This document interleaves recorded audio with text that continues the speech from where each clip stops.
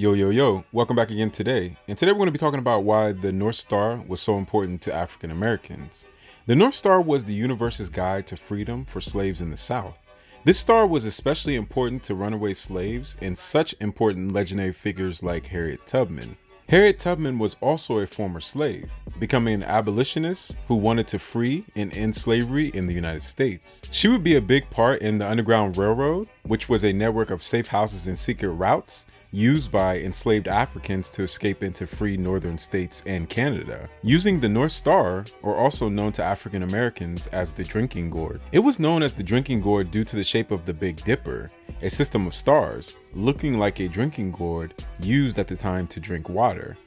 Before the Civil War in the United States, Harriet Tubman would use the North Star in the night to help escaping slaves to the north. The star was very vital because most slaves did not have compasses or maps to guide them. This would make it very difficult and could also be a life or death situation for a group or one person if they made the wrong turn. The Big Dipper was very vital, and the North Star could be seen shining and showing true north in late winter and spring. Many slaves could not read but did learn how to read the stars. Following the Drinking Gourd would go on to be popular in African American folk songs and the North Star immortalized in the culture.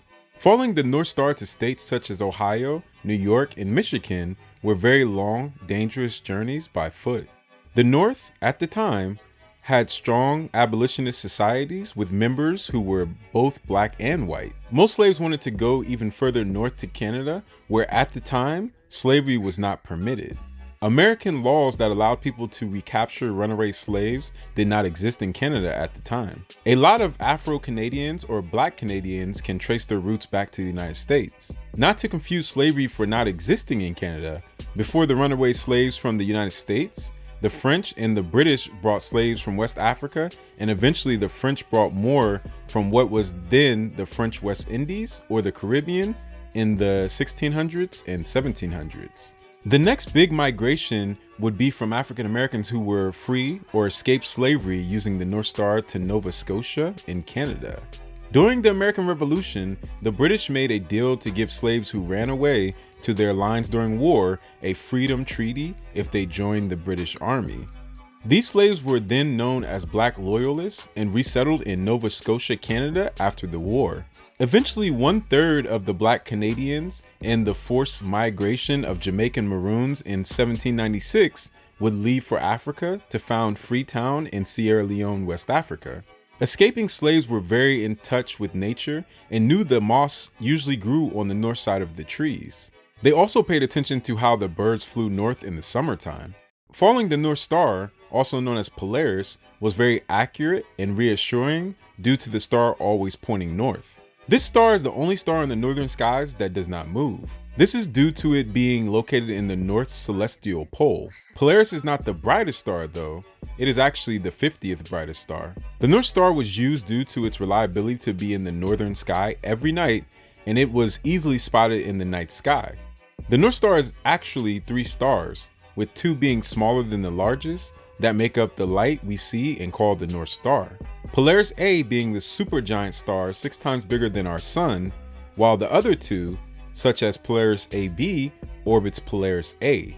The Drinking Gourd song was said to be used by Underground Railroad agents to encode escape instructions and a map for runaway slaves. These instructions encoded would tell slaves how to find the North Star in the sky and how to make their way to states such as Ohio and to freedom over the Ohio River.